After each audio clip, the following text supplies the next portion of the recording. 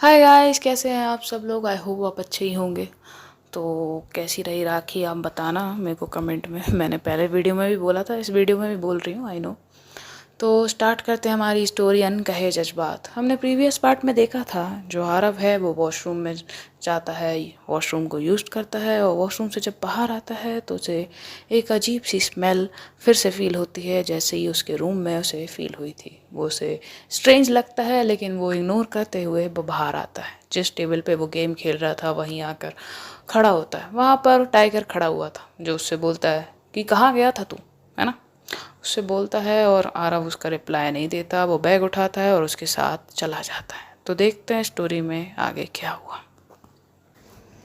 Tiger उसे एक stairs की तरफ ले जाता है जो एक बेसमेंट की तरफ, अंडरग्राउंड की एरिया की तरफ जा रही थी।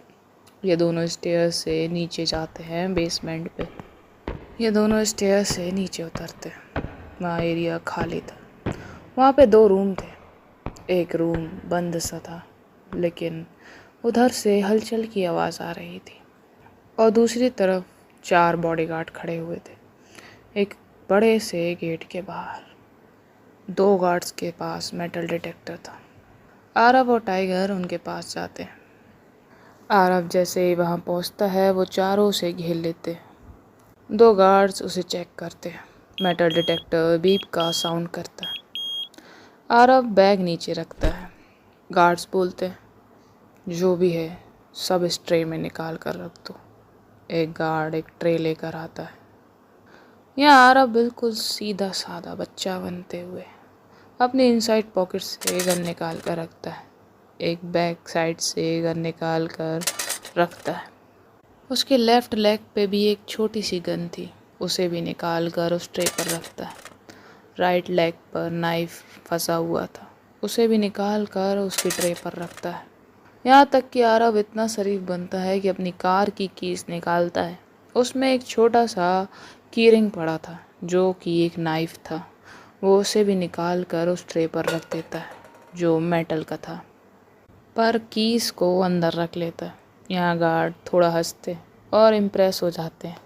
यहाँ आरव थोड़ा से 2 कदम पीछे होता है और हाथ फैला देता है और बोलता है go ahead, I have nothing. वो गार्ड्स उसे चेक करते हैं और कोई भी साउंड नहीं आता। क्लियर चेक मिल जाता है और फिर वो अंदर जाने देते हैं। यहाँ टाइगर भी मुस्कुराता है और ये दोनों अंदर जाते हैं।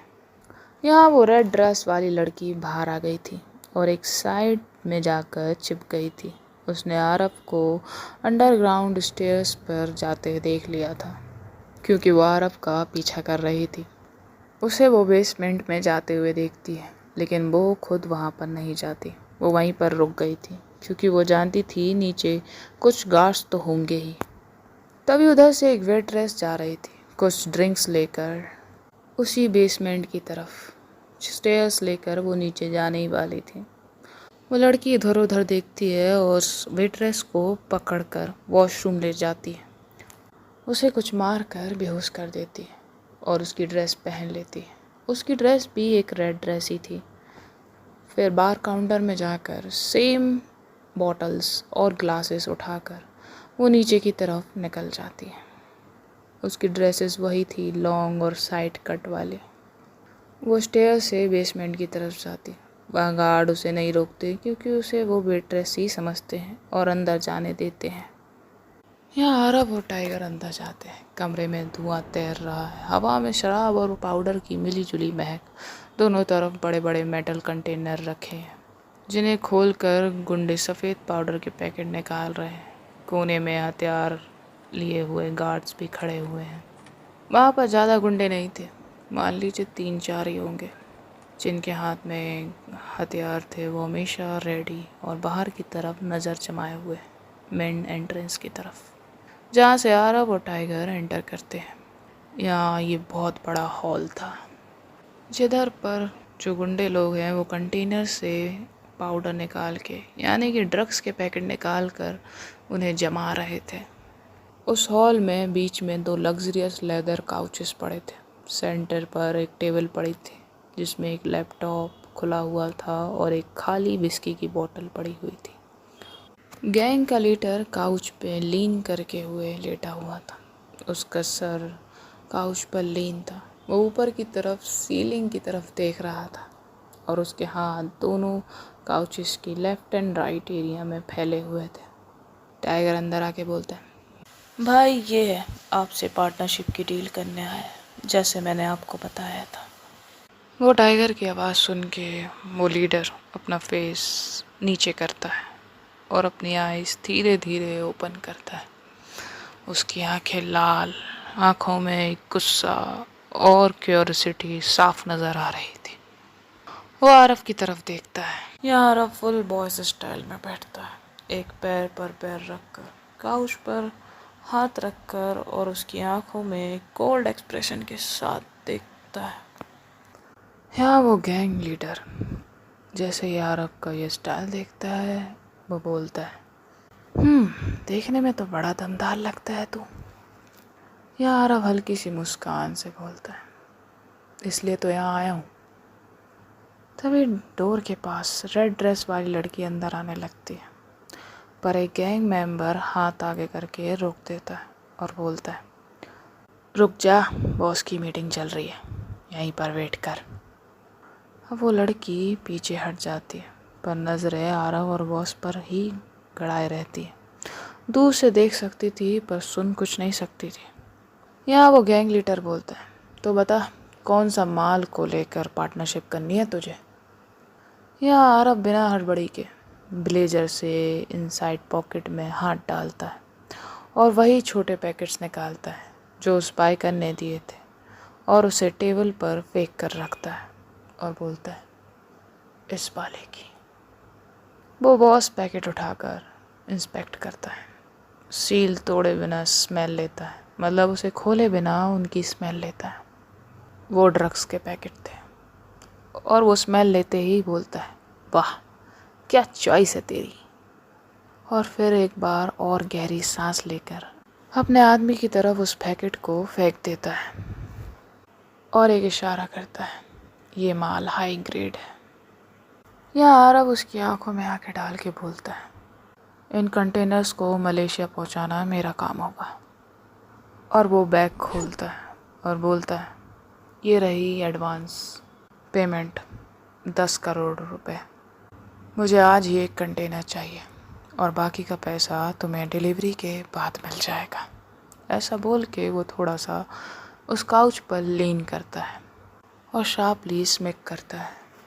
वो गैंग लीडर खुश हो जाता है क्योंकि मलेशिया में उसे अपना सप्लाई करवाना था, लेकिन उसे प्रॉब्लम आ रही थी, पर आरव की वजह से वो सॉल्व हो रही थी। यह आरव थोड़ी देर बाद अपनी इनसाइड पॉकेट से एक सिगार निकालता है और अपना लाइटर ढूंढने लगता है, पर उसे मिलता नहीं।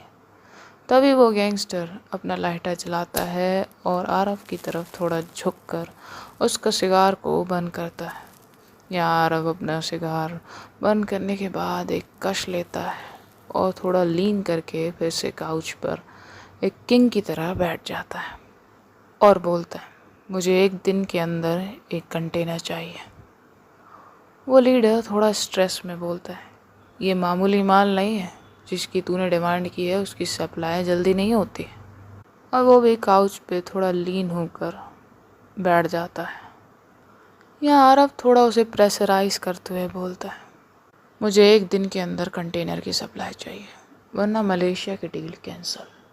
अब वो गैंग लीडर थोड़ा स्ट्रेस हो जाता है और कुछ सोचता है, फिर बोलता है एक सख्त टोन में, ठीक है हो जाएगा, पर दाम ज़्यादा लगेगा। यहाँ आरव स्माइल करता है और बोलता है, मुँह मांगी कीमत दूंगा, पर एक दिन में कंटेनर की सप्लाई होनी चाहिए। यहाँ लीडर भी खुश हो जाता है मुँह मांगी कीमत सुनकर।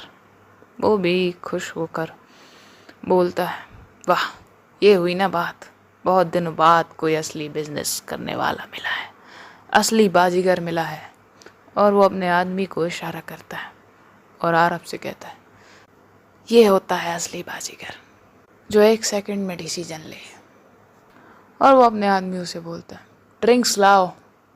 यहाँ वो बंदा उस लड़की को अब जाने देता। वो लड़की आती है और ड्रिंक्स सर्व करती है। यार वही टैटू देखता है उस लड़की की बॉडी पर और उसकी आंखों की तरफ देखता है जिस पर मास्क था जैसा उसकी पार्टी में डांस गर्ल्स का था। वो गुंडा आरव को नोटिस कर रहा था और इधर आरव उस लड़की को स्कैन कर रहा था और नोटिस कर रहा था। वो उसे सर्व करते देख रहा था। वो ड्रिंक्स की ग्लास और बॉटल्स रखकर वहाँ से टर्न करके जाने लगती है। आरव उसे जाते हुए देख रहा था। बिना टर्न करके देखता है। यहाँ सामने बैठा गैंग लीडर बोलता है एक सख्त टोन में, क्या हुआ, इतनी अच्छी लग गई कि नज़र नहीं हट रही? और फिर वो हंसने लगता है। यार उस लड़की को जाता हुआ देख रहा था और फिर बोलता है बहुत। और फिर इस गैंग लीडर की तरफ देख के बोलता है बहुत ज़्यादा। आरव की ये बात सुनकर वो गुंडा यानी वो गैंग लीडर स्माइल करता है और बोलता है ए रोक इस लड़की को। फिर वो वही लड़का जिस लड़के ने पहले लड़की को रोका था वो उसे रोक लेता है और घेर कर खड़ा हो जाता है। वो रेड ड्रेस वाली लड़की रुक जाती है और टर्न होकर खड़ी हो जाती है। यहाँ गैंग लीडर बोलता है सेठ तुम भी क्या याद रखोगे, आज के लिए ये तुम्हारी। और एक ड्रिंक का गिलास लेता है और पीने लगता है। यहाँ आरव स्माइल करता है और वो भी गिलास उठाता है पर पीता नहीं, बट सिगार की कश लेते हुए बोलता है मुझे कुछ एडवांस में सैंपल चाहिए, कस्टमर्स को देने हैं। वो लीडर बोलता है बिल्कुल और एक इशारा करता है अपने आदमी को। यहाँ पर कुछ गुंडे ऊपर थे जो ऊपर की तरफ माल रखवा रहे थे। 2-3 ही थे। वो नीचे आते एक बैग लेकर, उसमें ड्रग्स के पैकेट रखे हुए थे। वो ड्रग्स का बैग नीचे रखते हैं और वो पैसों का बैग ले जाते हैं। आरव उस माल की तरफ देखता है और कहता है बढ़िया। अब वो गैंग लीडर आरव से कुछ बातें करने लगता है और उठकर बोलता है आइए कुछ और नए माल का सैंपल दिखाते हैं। अब तो हमारी पार्टनरशिप है और ऐसे माल आपको आगे बहुत काम आएंगे। और वो कंटेनर की तरफ ले जाता है जहाँ ट्रक रखे हुए थे और बताने लगता है कि कौन सा माल इधर है, किस नाम का ड्रग्स इधर रखा हुआ है। और वो ड्रिंक्स पे ड्रिंक्स भी कर रहा था जिससे उससे थोड़ी सी ड्रिंक चढ़ती हुई जा रही थी और वो सारी डिटेल्स बकता जा रहा था। फिर कुछ पैकेट ड्रग्स के अलग अलग ब्रांड के टाइप के नाम के मंगवा कर टेबल पर रखता है और बताता है कि कुछ ड्रग्स दूसरे गोडाउन में रखे हों, उनके नाम बताने लगता है। ये दोनों काउच पर बैठे थे। आरव बोलता है ठीक है, मुझे ये माल भी पसंद आया। और मुझे वो एक ड्रग्स का नाम लेता है और बोलता है मुझे उसके सैंपल चाहिए 20 करोड़ के। मैं अभी पैसे मंगवाता हूँ, मुझे सैंपल्स ला के दो और एक कंटेनर आज रात में। यहाँ वो गैंग का बॉस खुश हो जाता है क्योंकि उसे अपना बिजनेस बहुत प्यारा था। वो बोलता है ठीक है जैसा तुम बोलो, और भी कुछ चाहिए हो तो बताओ। यहाँ आरव बोलता है पहले सैंपल्स। तो वो गैंग का बॉस उसके 7-8 आदमियों को बोलता है जाओ और ये माल लेकर आओ गोडाउन से और इतना लाना और ट्रक्स लेकर जाना। वो लोग वहाँ से चले जाते हैं। फिर ये लोग बात कर रहे थे। वो गैंग का बॉस बोलता है तू बहुत सही आदमी लगा मुझे, जल्दी डिसीजन लेता है, बिना डरे, और ऐसे ही जिगरा होना चाहिए हमारे बिजनेस में। मुझे कब से ऐसे बिजनेस पार्टनर की तलाश थी और आज मेरा सपना पूरा हो जाएगा जब मेरा माल मलेशिया जाएगा। यह आरव बोलता है अब हम पार्टनर बन गए हैं तो मुझे एक इन्फॉर्मेशन चाहिए थी। यहाँ वो गैंग का बॉस 2 सेकंड में होश में आ जाता है और थोड़ी सख्त और कड़क टोन में बोलता है कैसी इन्फॉर्मेशन। यहाँ आरव कोल्ड टोन में बोलता है और एक फ्रेंडली टोन में भी मुझे गन्स का बहुत शौक़ है और मैं एक आदमी को जानता भी हूँ, पर एक दिक्कत है।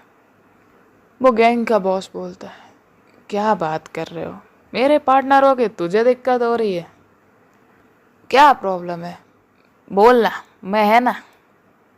यह आरब बोलता है, मैंने बताया ना मुझे गन्स का शौक है।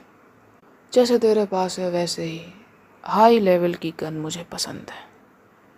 वो गैंग बॉस अपनी गन की तरफ देखता है और कहता है, ये लो, रख लो, तुम्हारे लिए गिफ्ट। यहाँ अरब बोलता है, मुझे और गन्स चाहिए। यहाँ अरब अपनी पॉकेट से एक पिक निकालता है और बोलता है, ये वो बंदा है जो गन्स की डील करता है, पर मुझे ये मिल नहीं रहा है और ना ही मेरे कनेक्शन से इसके आदमी का पता चल रहा है। और जब मुझे मलेशिया में कंटेनर सप्लाई करना होगा तो मुझे सेफ्टी के लिए गन्स तो चाहिए ही पड़ेगी ना। यहाँ वो गैंग लीडर यानी गैंग का बॉस थोड़ा स्ट्रेंज फील करता है, पर अरब की दूसरी बात सुनकर कन्फेंस हो जाता है और बोलता है पिक उठाकर, मैं जानता हूँ ये किधर है। पर यहाँ अरब बोलता है, पर क्या? यहाँ वो गैंग का बॉस बोलता है, ड्रिंक करके एक पूरा ग्लास खाली करते हुए बोलता है, इस पर केस चल रहा है इसलिए ये अंडरग्राउंड है, पर मैं तेरे को इसका एड्रेस देता है। मुझे पता है ये किधर छिपा हुआ है और ये किधर से अपना गन्स को सप्लाई करता है, मुझे सब पता है। वो बोलता है, तू 1 मिनट रुक, अभी कॉल करके इसका एग्जैक्ट लोकेशन तेरे को निकाल कर बताता हूँ। यार बोलता है, ये हुई ना बात। वो गैंग का बॉस एक कॉल करने लगता, बात करने लगता। यार अब टर्न होकर पीछे की तरफ देखने लगता। वो सब कुछ स्कैन कर रहा था और उस लड़की को भी। यहाँ उस गुंडे की बात ख़त्म होती है और वो कॉल कट करके आरफ को देखता है और हंसता है और बोलता है, रहा नहीं जाता है क्या? यहाँ आरफ उसकी तरफ टर्न करके बोलता है, एक पल भी नहीं, और ऐसी हसीन लड़की हो तो बिल्कुल भी नहीं। फिर दोनों हंसने लगते हैं। फिर आरफ शांत हो जाता है और कोल्ड बिहेवियर में वापस आ जाता है और काउच में अच्छे से बैठ जाता है। यहाँ गैंग का बॉस उसे देखता और बोलता है, 2 मिनट रुक, लोकेशन आती ही होगी। यहाँ 2 मिनट बाद ही एक मैसेज पॉपअप होता है। वो गैंग का बॉस अपना फ़ोन खोलता है और लोकेशन और बाकी डिटेल का मैसेज आरफ की तरफ फ़ोन की स्क्रीन करके दिखाता है और उसका ध्यान सिर्फ आरफ की तरफ था। यहाँ आरफ अपने ग्लासेस उतारता है और उस मैसेज को रीड करता है। मैसेज रीड करते वक्त आरव अपनी वॉच पर लगे हुए एक बटन को प्रेस करता है। तभी जो गुंडे होते हैं जो माल को कंटेनर से निकाल कर साइड में रख रहे थे तो एक पैकेट गिरा देते हैं। यहाँ वो गैंग का बॉस चिल्लाता, ए ध्यान से काम करो, सिर्फ माल पर ध्यान दो। क्या कर रहे हो? बड़ा महंगा माल है, अगर एक भी फटा ना मैं तुम सबको फाड़ दूंगा। यहाँ आरव मैसेज पूरा रीड कर लेता है और अपने ग्लास के टेम्पल यानी जो आर्म होता है यानी कि उसकी ग्लास की डंडी को सीधा उसकी नेक पर घुसा देता है, जिसकी पैनीली नोक थी जो उसके गर्दन में जाकर घुस जाती है। आरब तुरंत ही अपने दूसरे हाथ से उसका मुंह बंद कर देता है। यहाँ ब्लड उछलकर सीधा आरब के कोट पर गिरता है। यहाँ आरब अपने ग्लासेस को ट्विस्ट करता है और उसको बाहर निकालता है, यानी गॉगल्स की डंडी को बाहर निकालता है और सीधा उसकी सांस की नली में मारता है। अब वो गुंडा यानी गैंग का बॉस तड़पने लगता है और उसके पैर टेबल पर पड़ता है, जिससे गिलास गिर जाता है और नीचे जाके टूट जाता है, जिसके साउंड से जो गुंडे आदमी काम कर रहे थे वो टर्न करके देखते हैं और अपनी गन्स निकाल कर फायर करने ही वाले थे कि तभी उसके हाथ पर एक नुकीली हील आकर उसके हाथ पर घुस जाती है और एक दूसरे बंदे के हाथ पर एक ट्रे आकर लगती है। वो दोनों गुंडे चिल्लाते हैं। यहाँ आरब सिर्फ उसे मारने में ही बिजी था। जैसे ही वो उन आदमियों की आवाज़ सुनता है वो टर्न होकर देखता है उस तरफ, तो वो देखता है उन्हें नीचे पड़े हुए। फिर वो उस लड़की की तरफ देखता है और स्माइल करता है यहाँ ऊपर काम कर रहे आदमियों को जब आवाज़ आती है वो भी ऊपर से नीचे की तरफ देखते हैं। जैसे ही वो देखते हैं अपनी गन्स निकाल कर फायर करने लगते हैं। यहाँ आरव उन्हें देख लेता है और वो तुरंत उस लीडर की बॉडी को अपने आगे कर लेता है। बुलेट्स जाकर सीधा उस लीडर की बैक पर लगती जो ऑलरेडी मर चुका था। यहाँ वो लड़की उस सीलिंग के नीचे चली जाती है जिधर ऊपर गुंडे खड़े हुए थे, जिससे वो गुंडे उसे नहीं देख पाते। आरव खुद को बचाते हुए उस गैंग बॉस की बॉडी को ढाल बनाते हुए उस लीडर का फ़ोन और गन उठाकर काउच के पीछे चला जाता है और लीडर की बॉडी को साइड में फेंक देता है और वो भी फायर करने लगता है। अब फायर की आवाज़ सुनकर जो बाहर 4 गार्ड्स थे वो अंदर आ जाते हैं गन लेकर। वो अंदर आके सीधा उस लड़की की तरफ फायर करने लगते। वो बजते बजाते ड्रग्स के बंडल की तरफ छिप जाती है। अब फायरिंग ऊपर से बंद हो गई थी। वो जो ऊपर गुंडे थे वो नीचे आने लगते। यहाँ गार्ड्स फायर कर रहे थे। यहाँ आरव काउच के पीछे से फायर कर रहा था गार्ड्स की तरफ, तो गार्ड भी छिपकर फायर करने लगते। यहाँ दोनों तरफ से फायरिंग हो रही थी और जो ऊपर के गुंडे थे वो नीचे आने में लगे हुए थे। यहाँ आरव एक बुलेट मारता है जो सीधा एक गार्ड के फोरहेड पर लगती है और वो ऑन द स्पॉट मर जाता है। यहाँ आरव फायरिंग करते हुए बचते बचाते हुए वो भी ड्रग्स के बंडल की तरफ चला जाता है। यहाँ वो ड्रग्स के बंडल से थोड़ा बाहर आके फायर करने ही वाला था कि तभी उसकी बुलेट्स ख़त्म हो जाती हैं और एक बुलेट उसके हाथ से थोड़ा दूर की तरफ चलती है। जैसे ही वो चलती है वो आरव अंदर साइड की तरफ हो जाता है। वो 1 सेकंड की दूरी पे था और वो बचा था। अब यहाँ गार्ड्स को पता था कि आरव की बुलेट्स ख़त्म हो गई हैं क्योंकि आरव की तरफ से फायरिंग भी रुक गई थी। अब इधर गार्ड्स और कुछ गुंडे बचे हुए थे। वो लोग आगे बढ़ने लगते हैं। यहाँ आरव दूसरी तरफ जा रहा था तभी उसे पकड़कर कोई खींचता है। वो टर्न करता है और तभी वो उसे देखता है। उस लड़की ने अब अपना मास्क उतार दिया था। आरव उसे देखता है और बोलता है, सो फाइनली तुम ही हो और धोखेबाज अभी भी जिंदा है। यहाँ वो लड़की आरव की बात का रिप्लाई नहीं करती और बोलती है, वो लोग उसी तरफ से आ रहे हैं।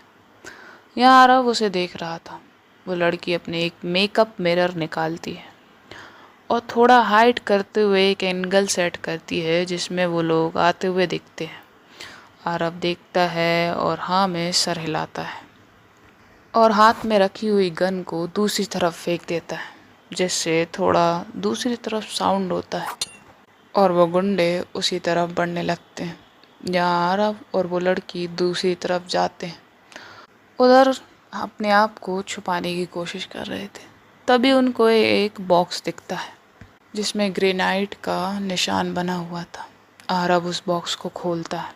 उसमें ग्रेनाइट्स रखे हुए थे, यानी कि माइंड बॉम्ब रखे हुए थे। यहाँ आरव उसमें से एक बेल्ट निकालता है। मतलब जो माइंड बॉम्ब्स हैं, ग्रेनाइट बॉम्ब्स हैं, वो बेल्ट में फंसे हुए थे। यहाँ आरव 2 बेल्ट निकाल कर उन्हें अपने पास रख लेता है, मतलब अपनी कमर पर बांध लेता है। यहाँ पर वो लड़की एक ग्रेनाइट उठाकर उसकी पिन निकाल कर उसी तरफ फेंक देती है जिस तरफ सारे गुंडे थे और 5 सेकंड में ही बहुत हाई ब्लास्ट होता है। सब दूर जाके फेंकते हैं। ये दोनों भी दूर जाकर फेंकते हैं और सीधा दीवार में जाकर लगते हैं। उन पर ड्रग्स के बंडल गिर जाते हैं। उधर रखे हुए सामान भी और ग्रेनाइट के कुछ जलते हुए टुकड़े पैकेट्स पर जाकर गिरते हैं। अब वो पैकेट्स जलने लगते हैं और इधर वो गुंडे मर चुके थे। एक की बॉडी के तो चिथड़े पूरे रूम में पड़े हुए थे। आधे से ज़्यादा गुंडे मर चुके थे। बस एक गुंडा ही था जो ज़्यादा घायल होकर दूर जाके गिरा था, पर वो जिंदा था। पूरे कमरे में ड्रग्स की जलने की वजह से स्मोक फैलने लगा था। कुछ ड्रग्स के पैकेट जल रहे थे। यहाँ आरव और वो लड़की उन बंडलों के नीचे दबे हुए थे और बेहोश हो चुके थे। यहाँ वो गुंडा जो बच गया था वो होश में था। वो जैसे ही स्मोक को देखता है, साइड में पड़े अपने दोस्त की लाश से फटे हुए शर्ट का टुकड़ा को निकाल कर अपने फेस पर बांध लेता है और उठने की कोशिश करने लगता है। यहाँ जैसे ही ब्लास्ट की कंपन और आवाज़ ऊपर तक जाती है, सब डर जाते हैं। धीरे धीरे स्मोक इतना बढ़ गया था कि वो बाहर ऊपर की तरफ आने लगता है। कसीनो में बैठे लोग को अजीब सा फील होने लगता है। कुछ लोगों को खांसने में दिक्कत, सांस लेने में दिक्कत होने लगती है। स्मोक ऊपर वाले हॉल में फैल गया था। अब उधर बैठे बिजनेसमैन और पॉलिटिशियन, जो सब लोग गेम खेल रहे थे, वो उधर से भागने लगते। किसी को सांस लेने में परेशानी होने लगी थी तो कुछ वो सब दूसरे गेट की तरफ भागने लगते, जो बैक साइड से खुलता था पब की मेन एंट्रेंस के साइड की तरफ। यहाँ वो आदमी जो गोडाउन से ड्रग्स लेने गए थे, वो ट्रक को पूरा लोड करके वहाँ आ गए थे। वो ड्रग्स को बेसमेंट की तरफ ही ले जा रहे थे, पर जैसे ही वो लोग वो भागते हुए देखते हैं, कार में बैठकर गायब होते हुए दिखते हैं, वो ट्रक को साइड में लगा देते हैं और उनसे पूछने लगते हैं। और इधर आरव को 5 मिनट बाद होश आता है। वो आंखें खोलता है, उसके ऊपर एक टायर पड़ा हुआ था। वो उसे साइड करता है। यहाँ आंखों के सामने पूरे में धुआं ही धुआं था। आरव को कुछ भी दिखाई नहीं दे रहा था। यहाँ आरव हल्का सा उठता है और अपना सर पकड़ता है। चारों तरफ देखने की कोशिश में उसे तब भी कुछ नहीं दिखाई दे रहा था। उसे सांस लेने में थोड़ी सी तकलीफ हो रही थी। वो तुरंत ही अपने पॉकेट में हाथ डालता है और अपने हैंकी को निकाल के अपने फेस पर बांध लेता है और थोड़ा खुद को होश में लाने की कोशिश करता है। हाथों को हिलाता है जिससे जो धुआं है वो थोड़ा साइड हो। तभी उसकी नज़र साइड में पड़ी हुई उस लड़की पर जाती है और उसकी पैर की तरफ जाती है, जिधर एक ड्रग्स का पैकेट जल रहा था। वो तुरंत उठता है और लात मारकर उसे साइड करता है, जिससे थोड़ी सी आवाज़ होती है और वो लड़की होश में आती है। यह आवाज़ वो घायल गुंडा भी सुन लेता है और थोड़ा सतर्क हो जाता है और इधर उधर हाथ मारते हुए गन ढूंढने लगता है। यहाँ वो लड़की आंखें खोलती है और आरव को देखकर बोलती है, क्या हम जिंदा है? यहाँ आरव उसे सहारा देखते हुए बैठाता है। ये दोनों थोड़ी देर के लिए बैठते हैं और खुद को होश में ला रहे होते हैं। दोनों को कुछ दिखाई नहीं दे रहा था। यहाँ आरव फिर से आगे बढ़ने की कोशिश करता है। दीवार के सहारे वो उठता है, तभी उसका पैर एक बॉडी पर जाकर लगता है। वो हाथों से थोड़ा हवा करके स्मोक को साइड करता है और देखता है उधर पर एक गुंडा मरा हुआ पड़ा हुआ था, जिसकी आधी लाश जल चुकी थी। यहाँ वो लड़की भी खड़ी हो जाती है दीवार के सहारे। वो भी उस आदमी को देखती, उसकी लाश को देखती। ये दोनों उस लाश को ऊपर से क्रॉस करते हुए दीवार के सहारे चलते हैं, आगे बढ़ते हैं, मतलब दीवार के थ्रू आगे बढ़ रहे थे। तभी आरव का हाथ एक पर्दे टाइप के कपड़े पे जाता है। वो उसे थोड़ा सा खींच के देखता है तो उसे महसूस होता है ये एक पर्दा है। तभी वो थोड़ा और हाथ आगे मारता है, तभी उसे एक विंडो का एहसास होता है।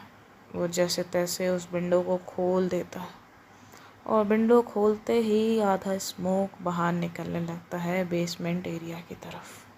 फिर आरव उस पर्दे को थोड़ा नीचे खींचता है। वो कपड़ा उसके हाथ में आ जाता है।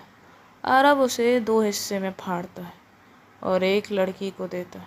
लड़की वो खुद को कवर कर लेती है। आरव एक हिस्से से उधर पर हवा करते हुए उस कपड़े से स्मोक को साइड करते हुए आगे बढ़ने लगता है। वो उस कपड़े के टुकड़े को फैन की तरह चला रहा था, जिससे स्मोक साइड हो रहा था और विंडो खुलने से भी थोड़ा स्मोक बाहर की तरफ जा रहा था। यहाँ उस गुंडे को गन मिल जाती है। वो दीवार से टिक कर एक ऐसे कोने में बैठ जाता है जिससे पूरा रूम को देख सकता था।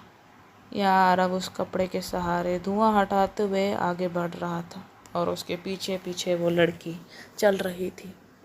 यहाँ वो आदमी यानी वो गुंडा आरव को देख लेता है और अपनी गन को आरव पर पॉइंट आउट करता है।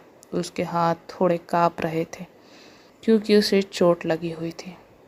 यहाँ आरव और वो लड़की उस बंदे से ज़्यादा दूर नहीं थे। यहाँ वो लड़की उस बंदे को देख लेती है गन को पॉइंट आउट करते हुए। जैसे ही वो देखती है उसके पहले ही उस बंदे ने फायर कर दिया था। बुलेट सीधा आरव पर लगने ही वाली थी कि वो लड़की आरव को लेफ्ट तरफ की तरफ खींच लेती है, जिससे आरव को बुलेट तो नहीं लगती पर उसके राइट हैंड पर बुलेट टच कर कर वहाँ से निकल जाती है।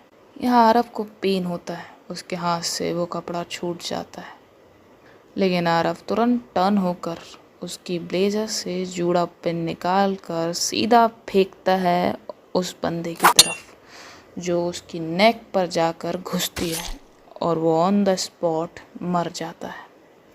यहाँ पर वो गुंडे जो फैक्ट्री की तरफ गए थे, गोडाउन की तरफ, वो वापस आ गए थे और वो कस्टमर से पूछ रहे थे पर कोई उन्हें जवाब नहीं दे रहा था। तभी वो एक बार टेंडर को भागते हुए देखता है, उसे पकड़ता है और उसके ऊपर गन तान देता है और पूछता है क्या हुआ, सब क्यों भाग रहे हैं। वो बार टेंडर डरते हुए बोलता है एक जहरीला धुआं आ रहा है, कुछ लोग बेहोश हो गए, कुछ लोग मर रहे थे, सब इसलिए भाग रहे हैं।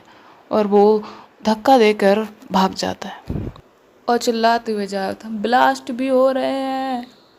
इधर पब एरिया में कोई भी इफ़ेक्ट नहीं पड़ा था क्योंकि वहाँ तो हल्का सा साउंड आया था क्योंकि वो ऊपर की तरफ था और यंगस्टर को कोई फ़र्क नहीं पड़ता है, वो तो मस्त चिल कर रहे थे। ना ही उधर पे स्मोक गया था ना ही कोई इफ़ेक्ट पड़ा था, वो मस्त चिल कर कर सब अपनी पार्टी एंजॉय कर रहे थे।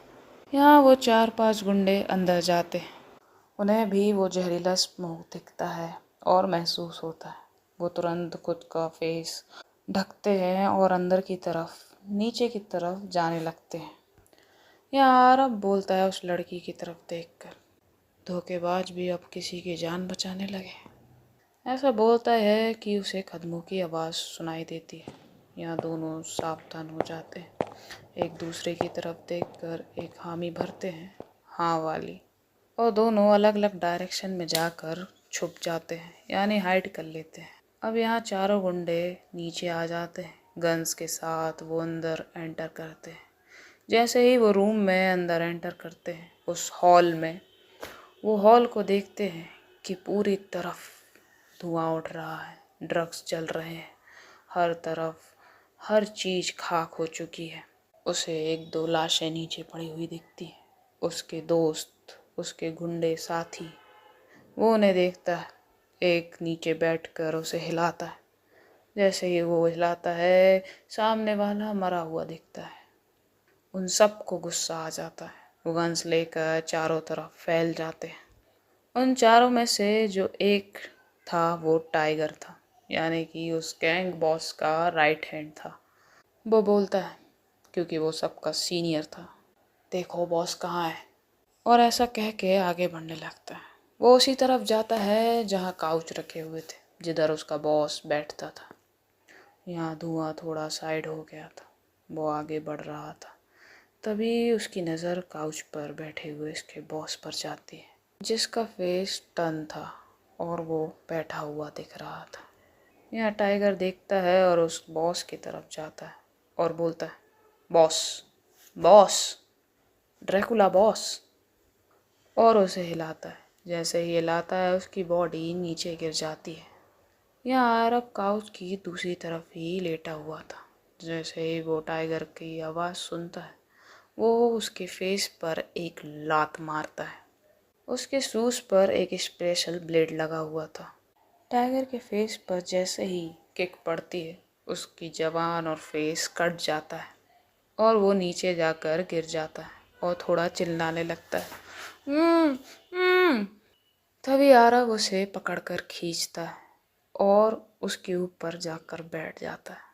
टाइगर ने एक चेन पहनी हुई थी। आरव उसी चेन को अपने हाथों में फंसाकर टाइगर का गला घोंट देता है और उसे मार डालता है और वहाँ से दूसरी तरफ चला जाता है। यहाँ एक दो गुंडे आवाज़ सुनकर उस तरफ बढ़ते हैं। तभी वो लड़की एक गुंडे के सामने जाती है। वो गुंडा उस लड़की को देखकर सीधा गन से शूट करने ही वाला था। वो लड़की उसके हाथ को मरोड़ देती है और जो गन फायर होती है वो सीधा उसी गुंडे के चेस्ट पर खलती है, जिससे वो वहीं नीचे गिर जाता है और तड़प तड़प के मर जाता है।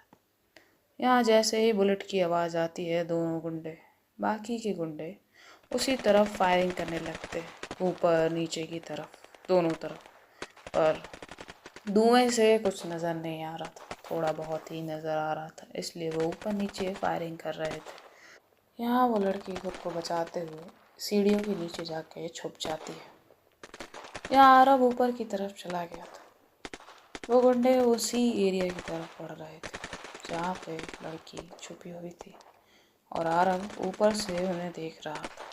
वो ऊपर से जंप करता है और एक गुंडे को दबोचता है। उसकी गन वहीं गिर जाती है, पर वो आदमी भी हट्टा कट्टा था। वो आरव को आगे की तरफ करके उसे लात मारता है। पहले वो आरव को उठाकर आगे की तरफ करता है और उसे लात मारता है। आरव नीचे गिरता है, फिर उठता है और ये दोनों फाइट करने लगते हैं। यहाँ दूसरा गुंडा फायर कर रहा था आरव की तरफ ही, क्योंकि वो फिर से नीचे गिर गया था। आरव को नहीं पता था। आरव तो उस सामने वाले गुंडे को मारने के लिए आगे बढ़ रहा था। तभी वो लड़की रोल करते हुए, फ्लिप करते हुए आती है और किक कर कर उस गुंडे को नीचे गिरा देती है। उसकी गन भी गिर जाती है और वो उससे लड़ने लगती है, क्योंकि वो दोनों ही हट्टे कट्टे थे। यहाँ आरव और वो लड़की उन दोनों गुंडों से लड़ रहे थे। कभी पंचेस मार रहे थे तो कभी मुंह तोड़ रहे थे, कभी किक मार रहे थे तो कभी मार्शल आर्ट चल रहा था। पता नहीं, दोनों के दोनों खूब लड़ रहे थे। पर वो गुंडे बहुत हट्टे कट्टे थे। वो दोनों को पछाड़ कर नीचे पटक देते हैं और आरव और वो लड़की बहुत बुरे नीचे की तरफ गिरते। उस लड़की को तो वो गुंडा किक मारता है, जिससे वो आरव के पास ही आकर गिरती है।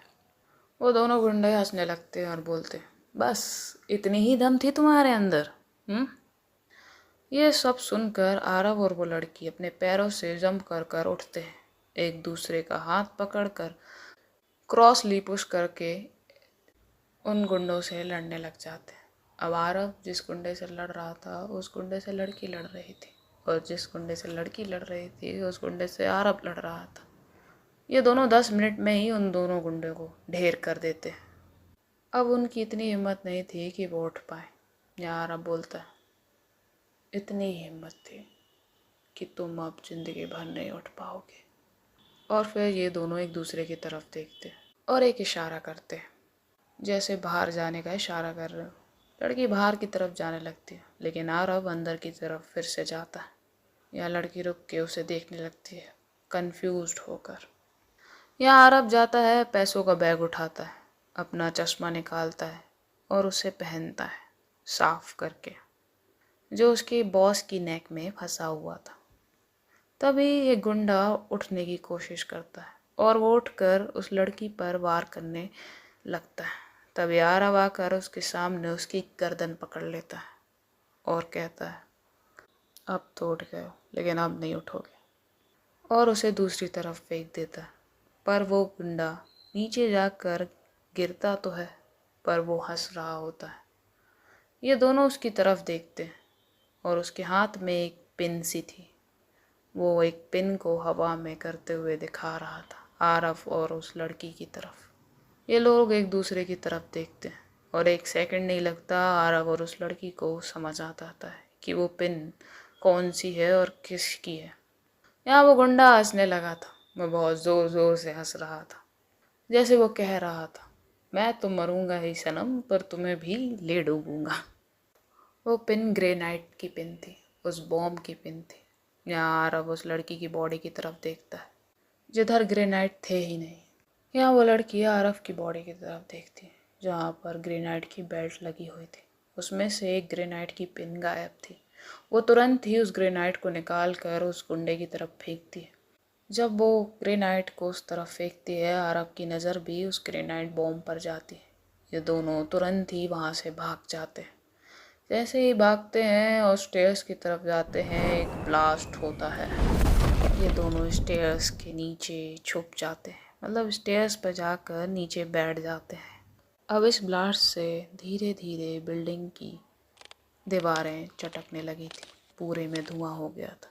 तभी आरव का ध्यान एक और रूम की तरफ जाता है जो उसने आते हुए देखा था। यहाँ वो लड़की आगे की तरफ स्टेयर्स पर चढ़ने लगी थी। यहाँ आरव अपनी बेल्ट से एक ग्रेनाइड निकालता, उसकी पिन रिमूव करता है और उस रूम की तरफ फेंक देता है।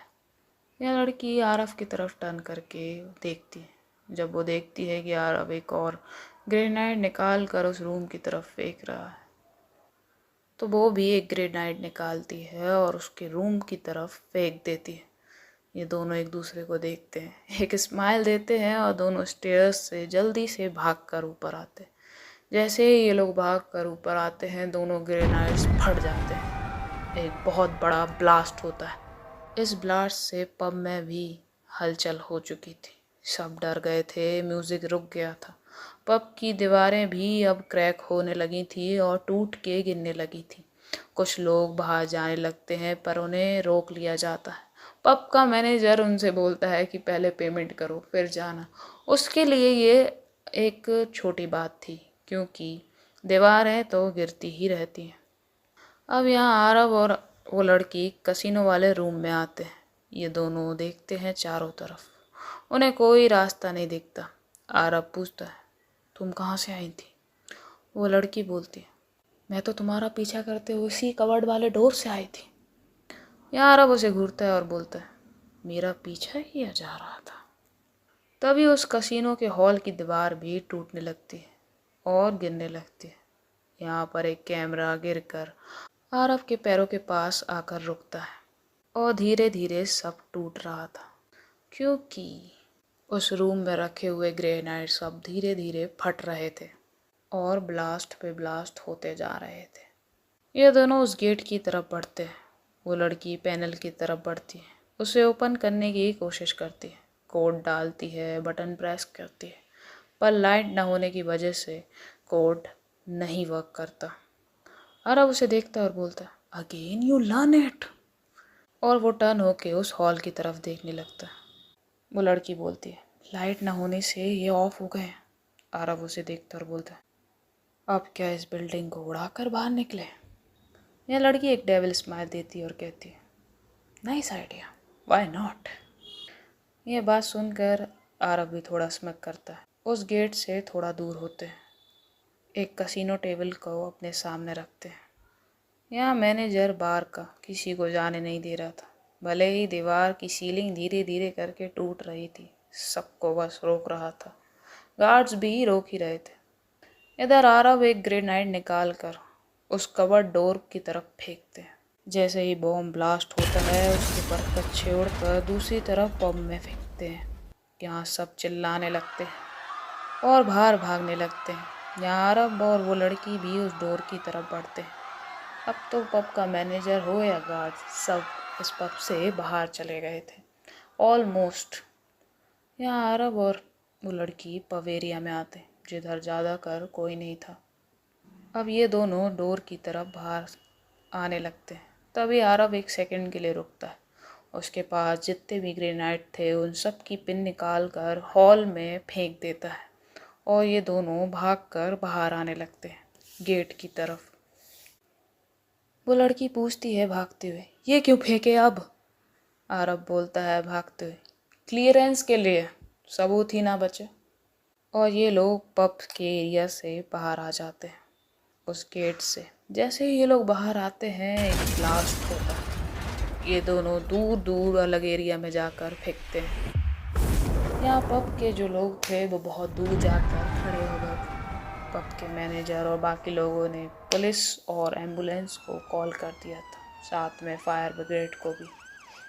आरव और उस लड़की को किसी ने नहीं देखा था, सिर्फ उससे ब्लास्ट देखा था। ये दोनों अलग अलग डायरेक्शन में जाकर फेंके थे। आरव एक एरिया में जाके फेंकता है, पास में, ज़्यादा दूर नहीं। वो लड़की एक कार में जाकर गिरती है। इन दोनों को ज़्यादा चोटें नहीं आती क्योंकि ये लोग ज़्यादा दूर नहीं गिरे थे। यहाँ आरव तो एक घास के एरिया में गिरा था, एक घास एरिया में। दोनों होश में ही थे। यहाँ पुलिस आ चुकी थी। यहाँ आरव उठता है। उसे थोड़ा चक्कर आ रहा था क्योंकि उसके सर पे चोट लग चुकी थी। वो उठता है। उसका बैग थोड़ी दूर ही पड़ा था जो पैसों का था। वो जाता है, जैसे तैसे उठकर उस बैग को उठाता है। उसके सर से ब्लड आ रहा था। उसे बहुत ज़्यादा चोट लग चुकी थी। यहाँ दूसरी तरफ उस लड़की का भी बुरा हाल था। वो उठती है और उसे भी बहुत इंजरी हो गई थी, पर उठकर एक एरिया में जाती है जिधर उसने अपनी बाइक पार्क की थी। वो उसे उठाती है और ड्राइव करके वहाँ से चली जाती है। यहाँ पब के बाहर ज़्यादा लोग नहीं बचे हुए थे। जितने भी बचे हुए थे वो पब से बहुत दूर खड़े हुए थे। यहाँ पुलिस आ चुकी थी। वो किसी को भी पास आने नहीं दे रही थी। 750 फीट एरिया खाली करवा दिया गया था। यहाँ आरव की हालत बुरी थी। वो बस आगे बढ़ रहा था। फिर वो एक कार के पास जाकर उससे टिक कर खड़ा हो जाता है। उस कार को देखता है। अपनी कार की निकालता है जो कि मास्टर की थी। उसे डालता है। उस कार को अनलॉक करता है और कार खोलकर उस पर बैठ जाता है। भले ही वो मास्टर की थी पर वो कार स्टार्ट नहीं हो रही थी। आरव नीचे झुकता है। उस कार के सीट के नीचे तार थे। उन तारों को निकाल कर अटैच करता है और कार स्टार्ट हो जाती है और ड्राइव करके वहाँ से निकल जाता है। यहाँ आरव के सर में लगने से उसे ब्लड तो आ ही रहा था, पर अब उसे ब्लर भी दिखाई दे रहा था। वो जैसे तैसे ड्राइव कर रहा था। उसकी कार पूरे में घूमते हुए ड्राइव कर रही थी।